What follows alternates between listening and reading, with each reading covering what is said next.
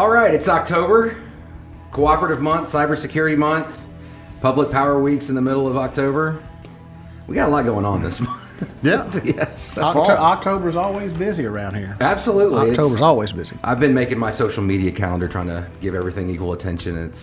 This is the more stressful month, but it's a good month. We get to showcase our employees. We get to showcase the benefits of a cooperative. We get to do all kinds of stuff to try and keep people safe. And we have some cybersecurity stuff. We have some cooperative stuff. We have Election Day. No, that's in November. I'm sorry, November. I'm thinking way too far ahead. But you got to register. You got to register, yeah. So consider that. I never thought that I'd be taking, especially in the second podcast, a kind of negative tone. But there was something that happened in September that kind of had us all a little scrambling and trying to get some word out. And we had a scammer trying to call up a lot of our members, and we posted a video of it. But we wanted to kind of take a second and point out what these people try to do and how you can stay safe in this kind of situation. So you've been here for a long time, Kevin, and you've probably seen a lot of these scams try and hit some members. We've seen multiple scams. They'll try to affect our small commercial members. They'll try to affect our people that are economically disadvantaged and may fall prey to this a little bit greater. It's shown itself in different forms. But most likely, it usually is initiated by a phone call saying that you owe something that you may or may not owe, but demanding payment immediately. And I think there's just some fundamental things we need to stress. And probably the biggest one is we don't call you demanding money. And if for any reason you think that we are, just hang up and call us back. Just don't do it over that phone. But it gets a little shadier as it goes along, the method of payment. And it should raise suspicion, but unfortunately some people are susceptible to that, and then they're concerned about losing service, so they'll comply with whatever's asked of them. And yeah, you're right, it's a scam, and they're probably not successful, but everybody matters, and we don't want anyone to fall victim to it. Well, this go around they were hitting up a lot of small business owners. And that's a hard group to hit, because I mean, when you're working a small business, that is your life, that is your child, that is your spouse almost, and they work really hard for what they do. And there was one member that came in, and I actually got a chance to speak to her, and we talked to this guy over the phone, and he was demanding like $7,000. And the key that she did, the thing that she did really well was ask questions. Right. And our customer service reps, if you ask questions, they will be happy to answer any one of them, correct? Yeah. And the scammer, though, they have to start coming up with information. And that what was so funny. We were at Northcentral. We were at one of our customer service reps' desks, and they said, "Where are you located?" Well, we're in a call center away from Northcentral, and we don't have call centers. We have one office. We have one central location, and if you keep asking questions, you'll catch them, and they'll either get frustrated and hang up, or they'll talk themselves into circles. So be smart, ask questions, call us if there's any questions about that. 662-895-2151. We'll talk to you. Absolutely. And we'll make sure that you're not getting scammed. Right. I mean, just last, it was really funny. The week after that, I had a call from Southfield, Michigan, that the IRS was mad at me and wanting to hit up some money. And there's a Memphis office. They're based in Austin, Texas. Why is Southfield, Michigan calling me? So ask those questions. Absolutely. So yeah. Anything you want to add? No, that's just be vigilant, and anytime you ever have any kind of concern, just hang up and call us. That's the most important thing. And just remember that we do not call and demand payment, and we do not demand payment in the form of a money order or a prepaid debit card, anything like that. So. That's a good question to ask there.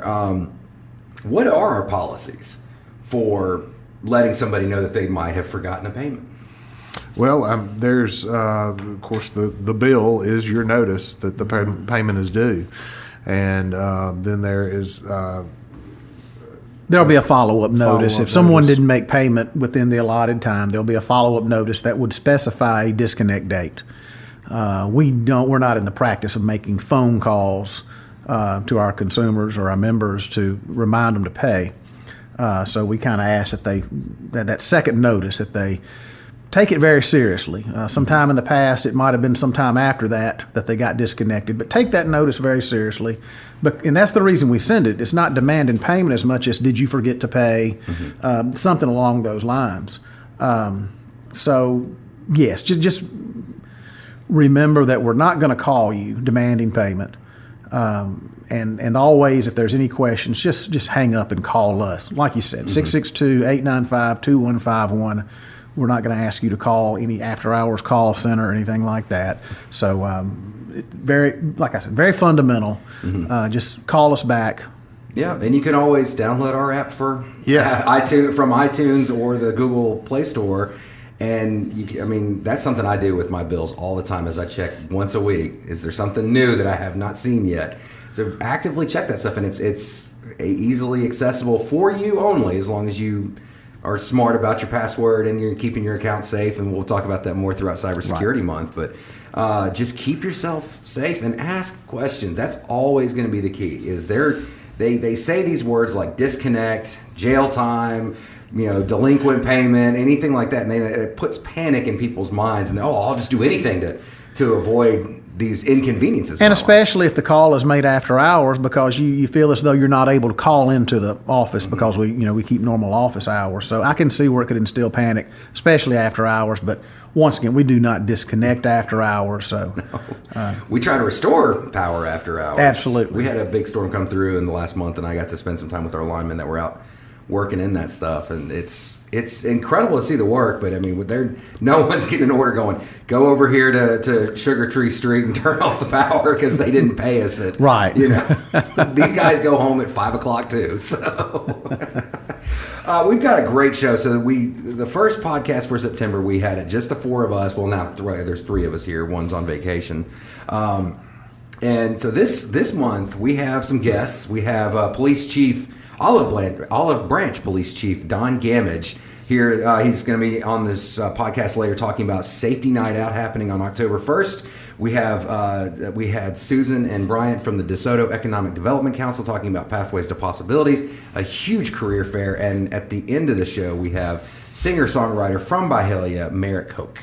So it was really fun putting some of those together. That's fantastic. And getting to hear all this stuff. So we'll start with you since you're quiet. What's going on with our community outreach and community events? Well, we've got a lot going on. This is, I guess, a busy time of year because we're in the selection process for our youth leadership program.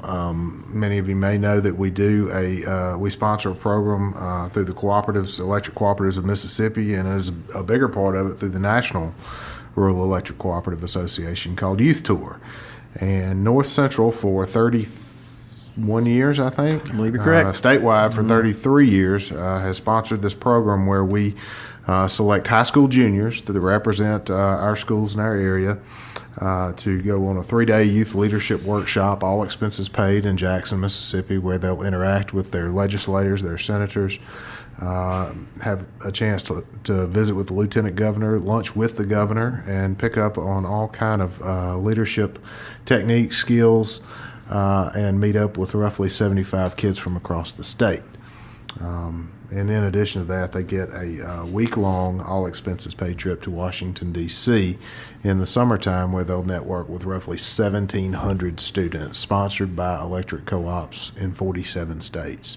So it's an awesome opportunity. I'll go around to our area schools and do assemblies, but anybody is eligible to apply through an essay. If you would contact me at 662-895-2151. My name is Michael Bellapani, and I can be emailed at mbellapani@northcentralepa.com. If you visit northcentralepa.com, there is a link to my email address. It's fun trying to spell that name. Yeah. But yeah, like you said, it's a busy month. You alluded to Safety Night Out on Monday, October 1st. We'll be there with our safety demonstration trailer, weather permitting. And at the very least, we'll be having a good time interacting with the community and talking about public safety, electric safety, and just having a good time. Hot dogs and hamburgers cooked by the police and fire departments. Mm-hmm. But I did want to let everybody know that we are hosting a blood drive for Lifeblood on October 9th. That's Tuesday. And we'll actually have the Lifeblood mobile donation unit, the Bloodmobile, I guess you'd call it, here from 11 to 3 in our parking lot. And if you visit Lifeblood's website and search Olive Branch, Mississippi, you can find that blood drive, register online, or just show up. We do take walk-ins for that. So great thing to do is give the gift of life. Mm-hmm. Know your blood type on something like that, too, because there's somebody like me, I'm O positive. I can give it to anybody, but there are some blood types, like I think it's AB positive, most rare. They need that the most. So, Lifeblood can help you determine what the need is for that blood. And you can, I think, save up to 2 or 3 lives per donation, which is pretty cool. It's amazing what they do with it. Certainly absolutely. Absolutely. And what if it's you? What if you're in need of it at some point? You're going to want somebody like you to, oh, man, I should have donated. And because they're always short. They will never turn, unless... in very rare circumstances, they won't turn people away. Right. Yeah. So. Well, also later that day, on the Tuesday, the 9th, we're going to be participating in the Porter Leith Senior Living Festival at Brown Missionary Baptist Church. So there'll be a number of organizations there that are talking about topics with senior living. We'll be talking about energy efficiency and how you can save money on your electric bill, because I know those that are on fixed incomes, that's very important to be mindful of that. October the 10th, the Olive Branch Chamber Business Expo, the annual expo. We've been hosting it here for 4 years now, I think. So that will be here in our auditorium, at North Central's auditorium. So if you visit the Olive Branch Chamber's website, you can find more information about that. Mm-hmm. And that's a huge event too. We have several hundred people running through there. And last year was my first event, but man, it's cool to see the community support and see what kind of services that local businesses have to offer. And that's so important, is keeping the money into the local government and into the local economy. Yeah, absolutely. And another added feature of that is it's not just businesses; it's also restaurants. Yeah. So there's some samples. Yeah, tasty samples. And there's even some businesses that give out, like, they'll, in order to get you over the booth, they'll have like free cookies, and it's like, so you can't go hungry at this thing. Exactly. Yeah, it's a good time. So it's one of my favorite events of the year, and we're happy to host it here in our auditorium on Wednesday.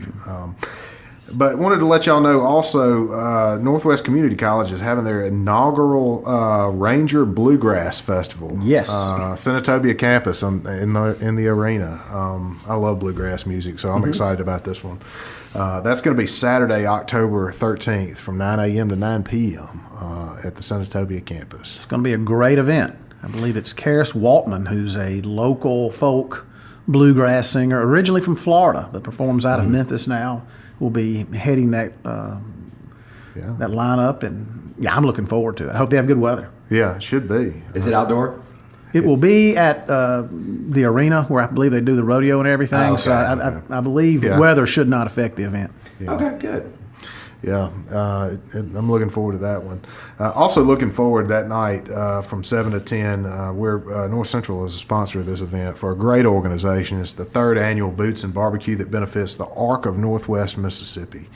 That will be at the Landers Center. For more ticket information on that event, visit www.thearcnwms.org. I'll try and make sure to put that on the bottom of the screen for the video podcast. That's a lot to remember. But I appreciate the help. Maybe spell my last name too. Exactly. That's the plan. I'm going to have little crawlers. I need to have like a news crawler on the podcast from here on out. Yeah. And in case you don't know what the ARC is, that's the association that deals with autistic children, and do some great work. Yeah, great work in this area. They do, and anytime we're able to participate in their events, it's great. My children volunteer for their Camp Bowl during the summertime, and I just love what the work that they do. Mm-hmm. And lastly, this is probably one of our bigger events of the year, is our annual membership meeting. The North Central annual membership meeting is on Wednesday, October 24th at 2 p.m. in our auditorium, and that's where we go through the annual business meeting of North Central. We'll have election of district directors. We will. And door prizes will be drawn, so that is open to the membership of North Central, and that's part of the democratic control of our cooperative. So it's some of the most important business that we do each year. So we hope to see everybody there. Absolutely. And one of the important principles that we have as a cooperative is education and knowing what it means to be a part of one.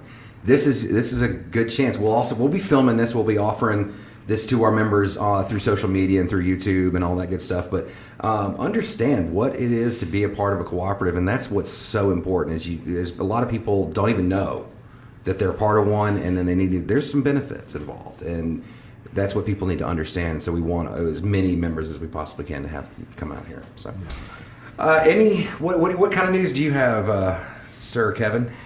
I have been knighted since our last meeting. Yes, exactly. I'll kind of play on what Michael was talking about. Probably the emphasis this month will be Cooperative Month, but also the annual meeting.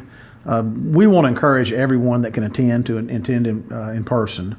You'll get to get an update on some of the business of the cooperative, also a financial update. It is more of a business type meeting. If you can't attend in person, though, we encourage you.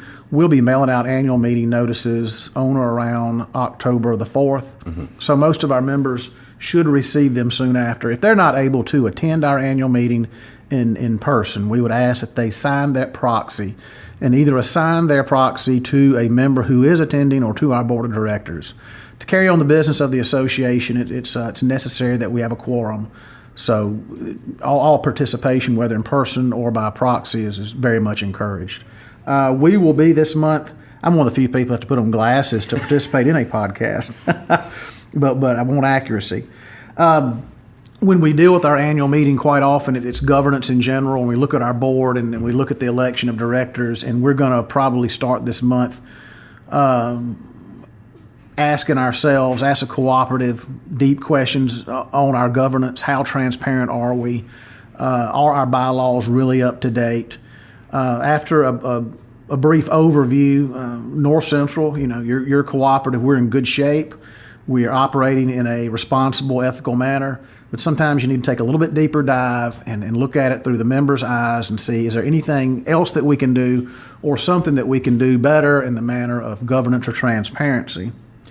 From an operational type standpoint, we will have a meeting.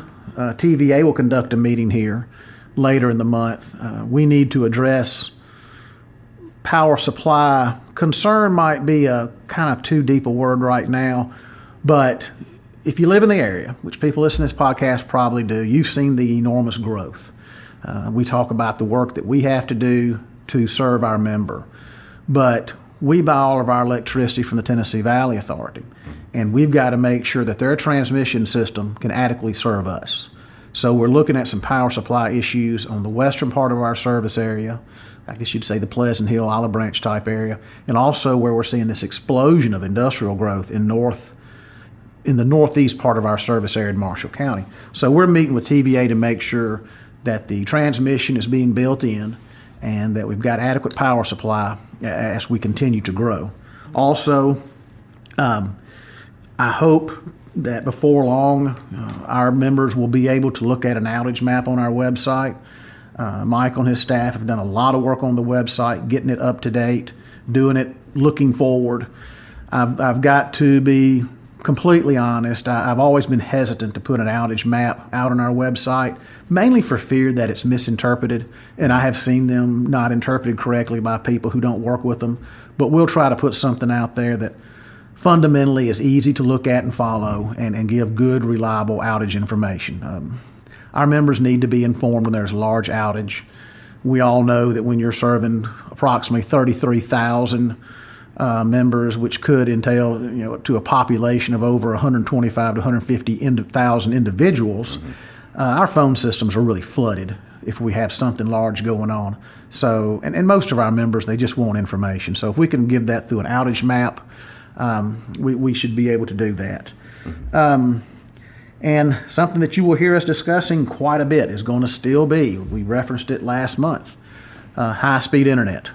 And the fact that North Central is installing approximately 75 miles of fiber for strictly utility purposes. We have explored getting into the internet business. We think as a cooperative, that's something that we can provide our members on a not-for-profit basis. We think that that is the next biggest thing, to have high-speed internet in the rural community. And for those areas that have it, maybe provide a little bit better service, maybe at a little bit lower cost. We've been studying that. We've been looking at business models, but we were not able to get into the business because of Mississippi state law. We really thought that we're still a year, 2 years away from getting that law changed. Recent events give us reason to think that we may have that law changed as early 2019. So the process at North Central is moving faster. And it's not quite as simple as everybody thinks it is, but this is a service that our members need. So we're gonna double up the effort. We're gonna start looking at areas we could serve easily, areas that we would serve better than others, try to put a phase of the build out, maybe look at some more rural areas that we could get high-speed internet through a wireless device while we wait for the fiber to get there. And we'll have to look at business models, staffing, everything that goes along with it, and a name for it. So, Nfused. Right. we will not consider anything right off. I'm already writing down tons of acronyms, but in a highly technical world with high-speed internet, it's probably best we don't have an old 53-year-old cooperative CEO determining what the name of the company should be. But we're excited. We're looking at a variety of business models. And this is probably a topic that we'll touch on every podcast that we have here on Going Out. And as the legislature convenes in January, you might not only get my opinion, but we may invite some of our elected officials to give their opinion on that. And that's what we need to do is try and involve more with our government officials on the issues that affect our members and affect us. Because what you're talking about right there, when you're mentioning this high-speed internet, is the key word to that is growth. And that is always beneficial to our members, to our local economy, to North Central, to everybody. Justin, it's almost immeasurable. Mm-hmm. I like to go back to the days when the cooperatives were formed to bring electric power to rural Mississippi. When the need for electric power was discussed, most of your families and small farmers, they said it would be convenient. I could use it. I've got a light bulb I would like to use. Small things like that. But when they got the wire to their home, the electric power in their house, they discovered not only did they need a light bulb, they needed electric fixtures in every room. Mm-hmm. They could plug radios up. They needed to make sure that homes were wired correctly. Refrigeration was introduced. Over time, other automated devices. So, and what I'm trying to say is a lot of people don't recognize the potential utilization of high-speed internet. Some may think that what they have right now is fine, and it probably is. Mm-hmm. But once they get a taste of what true high-speed internet can do for them, mm-hmm. we think the utilization will ramp up exponentially. Oh, absolutely. Yeah, when you can eliminate a lot of those extra wires around the house, because you're talking about everything that's. I was explaining to somebody, as we're in the generation now where we have connection to the internet on a minimum of 2 or 3 devices per person. Right. My wristwatch can get on the internet if I need it to. And I never thought I'd have something like that. So that's something that is going to benefit all of our members is if we can get some. But even appliances now, mm-hmm. as we try to convince our members to get off of our peak mm-hmm. from an electrical utilization standpoint and use their appliances later on at night, they can do that via high-speed internet by programming things, making sure that things run through their Nest thermostat. Mm-hmm. There's all kinds of technology that can help with that, identifying when a peak actually may be so you can get off of it. So a lot of utility utilization, but also just a lot of practical matters, mm-hmm. small business owners, students, absolutely. It goes on and on. Oh, absolutely. Anything you'd like to add? Yeah, I mean, nominated there. The ancillary benefits in your house of having that connectivity to high-speed internet is immeasurable. And I can just echo that. But at that point in time, we're going to probably have to appeal to the membership to be vocal because it's important to let your legislators know that this is something that you want. And I'm not saying we're going to have a massive call to action, but It's not a time to just. But we might have a massive call to action at some point. Let's hope so, because that means that things are moving. But make sure that your elected officials know that this is something that you would like, because it's not readily available right now. I cannot go to my home in Lewisburg, Mississippi, or South Olive Branch, and demand 1 gig service because it's not there. Yeah. And I don't have a timeline from any of the current providers for it to be there. Right. Yeah, and that's where the problem is with this area is that it's so rural, but it's assumed to be part of Memphis, and I don't even think Memphis has a lot of fiber options right now, and that's what makes it equally frustrating. Yeah. Is you talk about the lack of reliable service in the rural area, but a lot of it isn't there in the urban area, and the bar's being raised. People's expectations are going up. So. Yeah, it's a hindrance to economic development, too. I'll point this out that, on the economic development side, it's part of my job to help recruit businesses to locate within our service territory. And I got a request for information yesterday from a large manufacturer that was wanting to locate in our service territory. And one of the questions they asked is, what is the fiber connectivity in your area? And I couldn't confidently answer that question.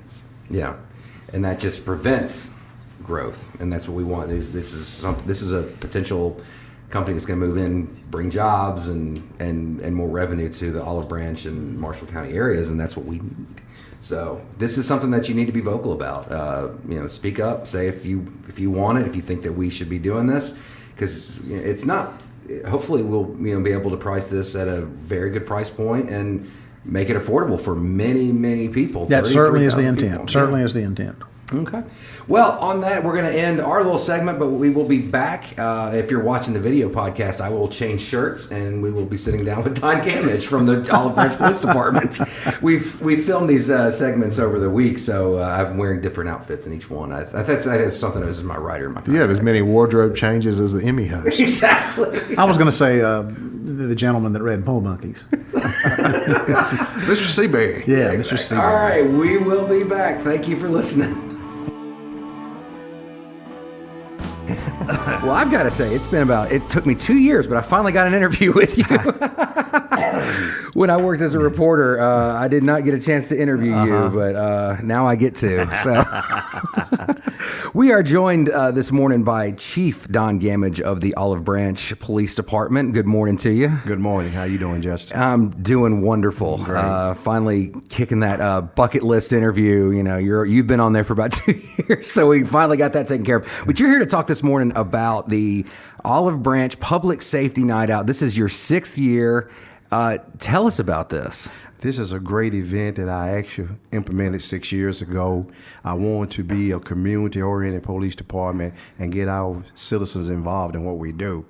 At the Olive Branch Police Department, we have a very, very active community relations division, and what better way to get our citizens involved and to get actually a Public Safety Night Out started. And so we started this about 6 years ago, and it's growing each and every year. Okay, yeah, and I've just started with Northcentral in 2017, so last year was my first year attending, and it's huge event. You have live music, you have food, you have all kinds of giveaways, demonstrations. Even Northcentral's there with our demonstration trailer. So what kind of demonstrations do they give, at least from the fire and police aspect? Well, again, you said Northcentral. We want to thank them for being a part of this. Again, this year, we partner with a lot of different safety vendors throughout the city and the Mid-South area. What we want to do is bring vendors in to actually do demonstrations so citizens know what to do and how to stay safe in the city of Olive Branch. We have everything from alarm companies to window companies, and also the Olive Branch Police Department. We have a member probably every division we have in the police department, and we're teaching people and showing people what they need to do to stay safe. Okay, well, and it's a lot of fun. You learn a lot. What is your favorite part of this whole event? Just, I'm very community oriented. I'm old school. I've been doing this since 1985, and just to get out and talk to the citizens, and we have games for the kids to play. We have face painting for the kids, and all kind of games for them, and just to see that this growing each and every year, and they enjoying the Public Safety Night Out. And then the main objective is to make sure they get something out of it. And so we're very pleased with that. Okay. So that is Monday, October 1st, starting at 6:30 and goes on till 8:30. So 2 hours Yeah. and hot dogs, hamburgers, barbecue and chips and drinks and live music. So we're going to have a good time. it's a great time. So be sure there. It's which park is it? I want to be sure to get that Olive right. Branch City Park. Olive Branch City Park, Monday, October 1st, 2018, 6:30 to 8:30. Come out, bring the kids, bring the family, bring your neighbors, bring your friends, anybody that you possibly can. Because one of the things I really respect about the Olive Branch Police Department is you guys are you like you said, you reach out to the community, and it's kind of helped you guys be one of the safest police departments, and Olive Branch is one of the safest areas in the country. Absolutely. We can't do it alone. And I realize that we have to have the help of our citizens, and with this event and our Citizen Police Academy, we have a great city. We have citizens that want to participate, they want to stay safe, and want to help the Olive Branch Police Department. All right. Well, thank you so much for joining us. We really appreciate your time. I know you're a busy man. Thank you, Justin. All right. Thank you. I noticed I'm the one who had to count all the way to 10. Well, you've got a smaller voice. A smaller voice. Yes. It's not an insult. We are joined right now with Bryant Henley and Susan Fernandez from the Desoto Economic Development Council. I said those names right? You got Yes. it. Okay, so this is being our second podcast, and with the guests that we've had, I've butchered one name already, and so I'm just really kind of paranoid about. No, it's a mouthful. You're Yeah, good. absolutely. Okay. Well, you guys are talking about Pathways to Possibility. Mm-hmm. Tell us what this is. Yeah, so this is a workforce development initiative we came up with last year. Jim and I actually drove down to Tupelo and visited the event that they do, but it is a hands-on interactive career expo for all 8th graders in DeSoto County. This gives them an opportunity to see 9 different career pathways and put their hands on something and interact with the professionals within those industries to really give them a better idea and understanding of what other opportunities are out there, particularly in DeSoto County. Because some of the careers and some of the pathways that we hope our students would pursue might not require a 4-year degree, might not require a college education. And nothing against that. Some of these do require a college education, but we want to expose to our students the other opportunities that are out there. Okay. And Northcentral is one of the sponsors for this event, so what will we be providing? Yeah, Bryant and Mr. Flanagan approached us about taking a lead along with our friends at Entergy and Atmos Entergy on the energy pathway. So we've agreed, and we're presenting sponsor in that pathway, and we'll have our safety demonstration trailer out there in the Landers Center. We've already measured it out, make sure we can fit through the door. So we'll be doing safety demonstrations, but in addition to that, our goal is to let these students know that it's not just about line workers at Northcentral. We have a number of different career opportunities in accounting, in IT, in construction, and even in communications. So we'll be doing some illustrations on how our customer service representatives actually manage accounts through our technology and connectivity with your meter, how we can analyze bills, how we can connect and disconnect services, and really kind of show the range of career opportunities in the utility industry. Okay, and so how many kids are you guys expecting at this? I've heard it's a pretty big number. We are expecting almost 3,000 8th graders. Almost 3,000. So this Over is 2 days. over 2 days. So Yes. that is a lot of kids to try and corral around. So I think the teachers are going to be trying to help out with that as well, I'm sure. We have lots of volunteers. We have about 100 volunteers a day. 100 wow, okay. And so what other career paths can we talk about other than just what's provided at Northcentral? Yeah, so there will be 9 of them: architecture and construction, energy, obviously, engineering, finance, health sciences, hospitality and tourism, law, public safety, corrections and security, manufacturing, and then transportation, distribution, and logistics. That's a mouthful too. Yes, those will be the 9 that we're showcasing. Okay, so why is this something like this so important to have? 3,000 kids. Because each school does a career fair, or a career day, or a career fair. Why is it so important to bring like all this into the Lander Center? In my opinion, we have so many opportunities right here in our home. And I speak to students all the time, and the number one question I ask them is, how many of you cannot wait to graduate? And they all are so ready. And then you ask them, how many of you cannot wait to move away from home? And you will see 99% of them raise their hand. We have to show them right now in 8th grade that they have the opportunity to come back home and work here. We train them, we educate them, and then they leave us. The brain drain is real. And if we can't show them that they have the opportunity to come back home and work and have a really great paying job here in DeSoto County, we are really failing ourselves. And this is that opportunity. And we need them to now know that this is that pathway to lead towards a great paying job in the future. Absolutely, and that's you hit that on the head, I guess. I don't know how to follow up with that. So. How does something like this get put together? A lot of cooperation. We had the idea and we observed what they do in Tupelo. They also do one of these on the coast and in the Delta. But this would not be successful if it wasn't for the cooperation within DeSoto County and the organizations, the help of Northcentral and Entergy and other organizations such as Helen of Troy, Williams-Sonoma. Lots of sponsors. Lots of sponsors. Lots and lots of sponsors. But really just several meetings with the participants, the companies who are going to be bringing in the equipment, the companies that are creating these activities. Are really what are going to make this successful.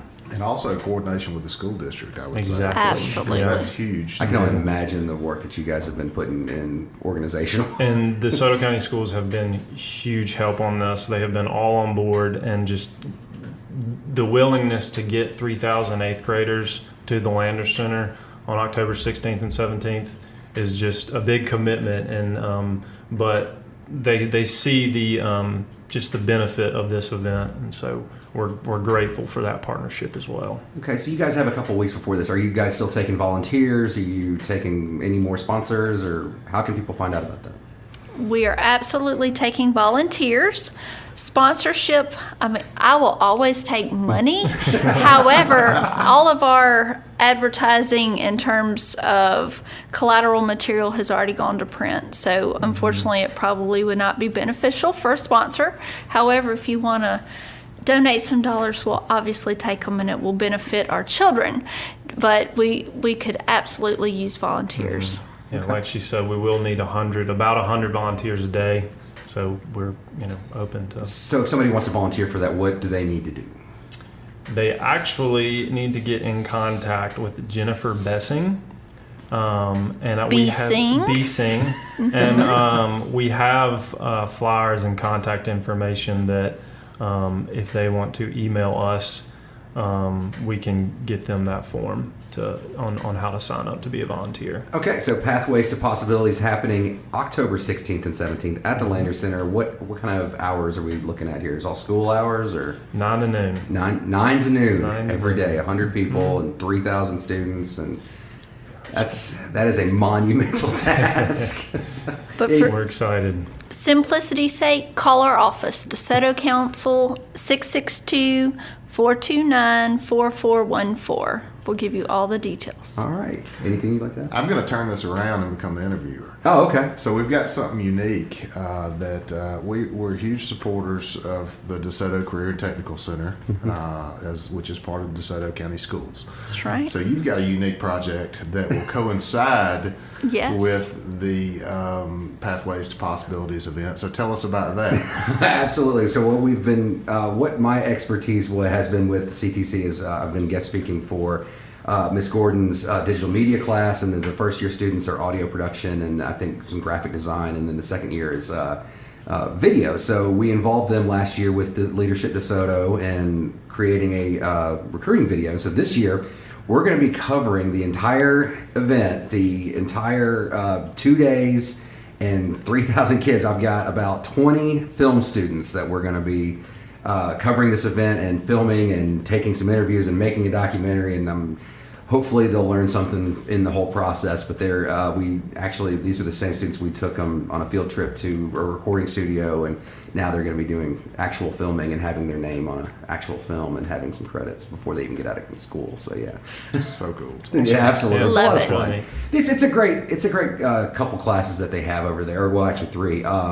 But the I was taught them how to do some new interviewing and news production and documentary production, and they really love it. You really get to see like them really trying to learn something that this is their passion. This is what they want to do, and this is something I didn't have when I was in high school 18 years ago. So, but these kids, I mean, the stuff that they're learning, it's incredible. It's stuff that we did not see until at least college, if we were lucky in some cases, and they're getting really to learn that stuff. So understanding what these centers do is very important as well, and so seeing helping them launch their careers is a very rewarding thing. But that is a big part of the whole nature of the thing, is bringing industry and the kids together, and hopefully to develop these partnerships, much like you now have with these children at the Career Tech Center. Yeah, a few of them actually have. I give them my email address. They always like, "What do you think about this equipment? What do you?" It's really funny to try and interact even after they're graduating. Couple of them have hit me up on Facebook and said, "What do you think about this drone or this camera?" I'm just try and give them what advice I can. So That's awesome. it's Love it. great. It's great. So once again, Pathways to Possibility, October 16th and 17th. Thank you guys so much for joining us. Thanks for having Thank us. you. I appreciate it. Now down I go along the country highway, going 80 in a 30. So, is this the very first episode of this podcast? No, this is the second. Wow. We did in September. We did just the 4 of us. We wanted to be all North Central, and Got now it. we are North Central and everyone else that we can include if we I love possibly it. can. So you're listening Okay. to Merit Koch right now. I've butchered your last name several times in the past. I'm sorry. This is the first time us meeting, but I do have a little tidbit of what we are 7 degrees. I was looking at your video resume. You were in a little short film called Legacy, Yes. directed by one of my grad school classmates, Jesse Yes. Hearns. Jesse. Yeah. He's a good guy. He is, absolutely. So we wanted to include artists, musicians, anybody that we could that are in the art scene, and you're kind of all of that. A little bit. You're an actress, director, musician. Well, not to I said director. What else? You were just talking about being a promoter. I do. So, tell us about yourself. Well, I think the easiest way to explain this is I am a Southern artist that loves community. So anytime I have a chance to plug into the community, whether it's through music or film or acting or marketing or writing, whatever, fill in the blank, it's always very community centered. So that's usually been the lead for me. So, I'm looking at you back in June, you played the Sounds of Summer? I did. And what was that like? Super hot.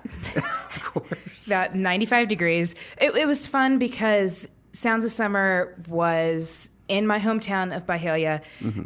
It was among all of my family and friends.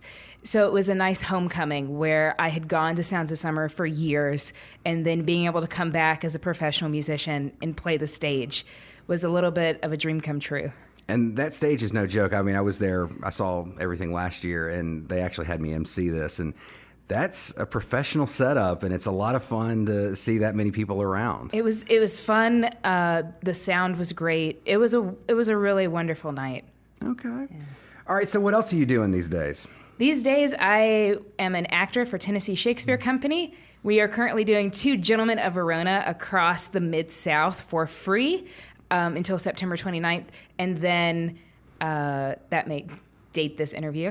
But it's okay. It's playing in October. This episode will play in October, so hopefully there'll be Well, I got great stuff happening in October, Justin. What do you have? I will be releasing my first EP, which will be a 4-song EP of the best of, if you will, my songwriting for the past decade or so. So that will be available. Plus, we are launching the Merit Koch and Company YouTube page, which will have all kinds of music and fun videos as well.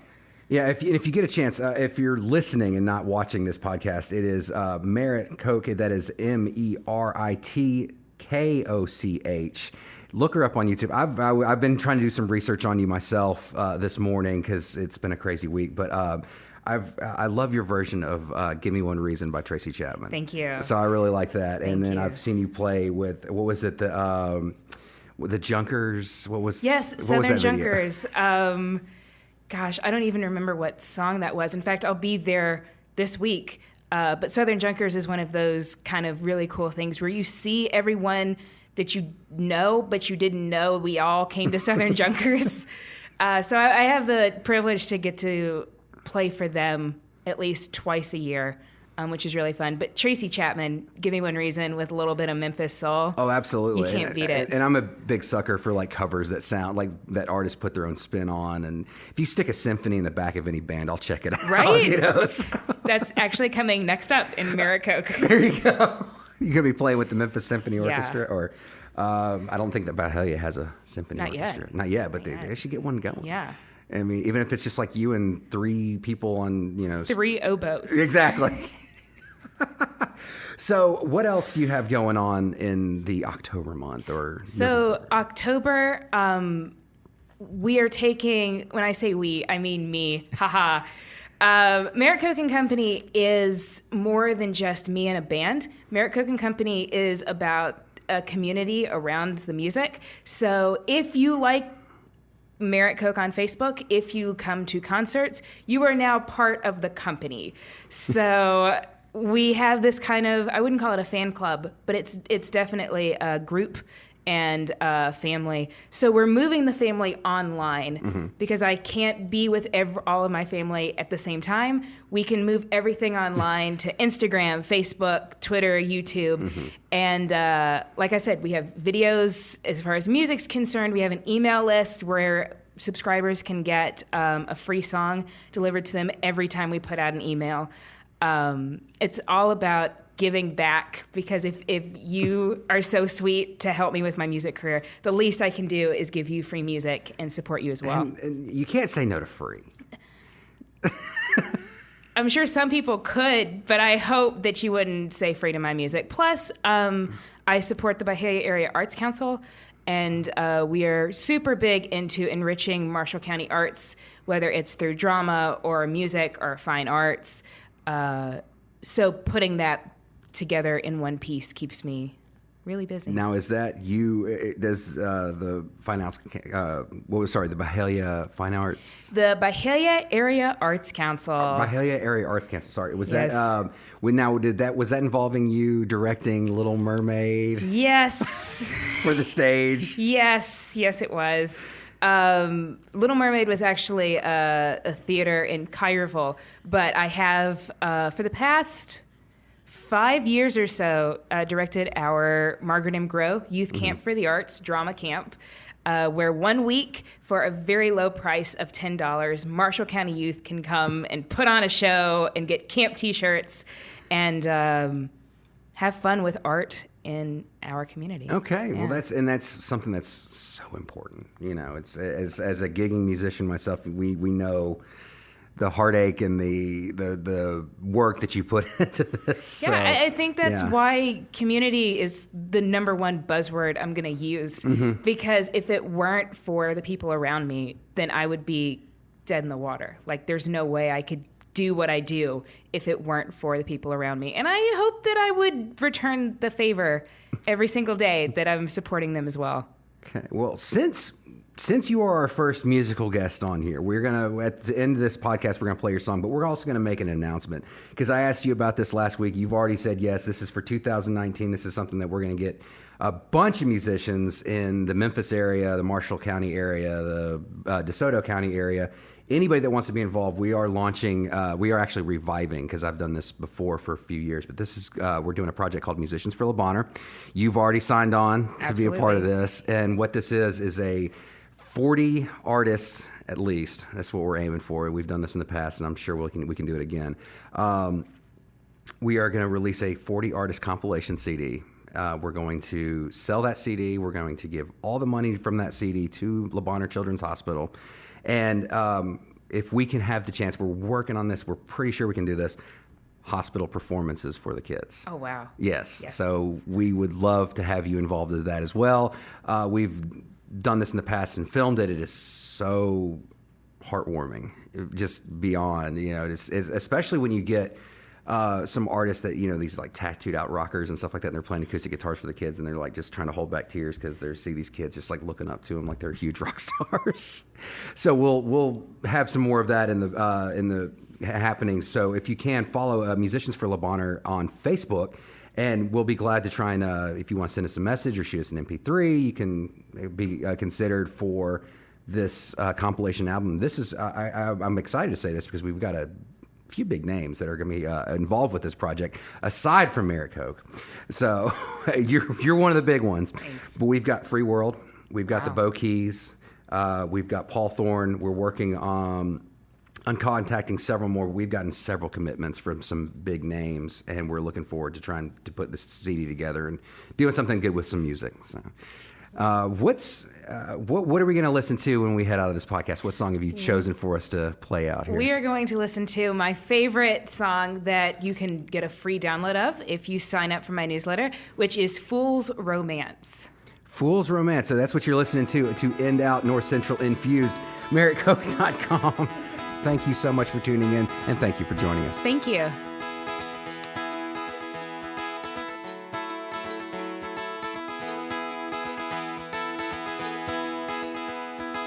Laying in your arms and gazing at that southern sky, in the haze of summer's warmth, when love is so kind. They said it wouldn't last, but I just could not believe.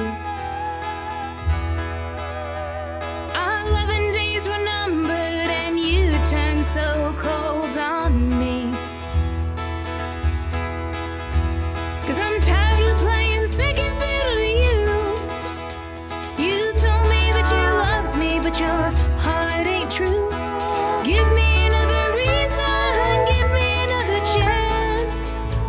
Don't tell me now it's over, it was a fool's romance. Will you snap your little fingers, Lord help me, here I come.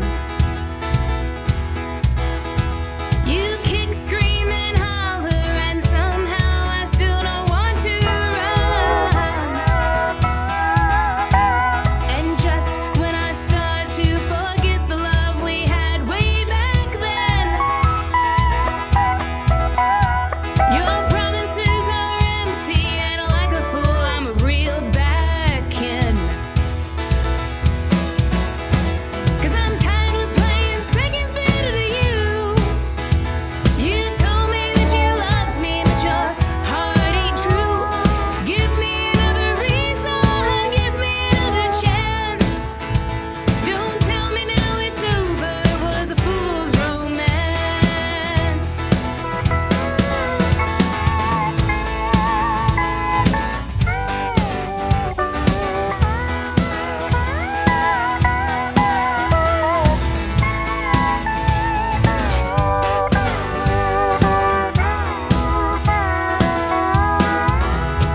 Now you've fallen on bad times, and you know it breaks my heart. I would have been there for you, but you drove us apart. Now you need your loving woman, but tell me who's to blame. You can call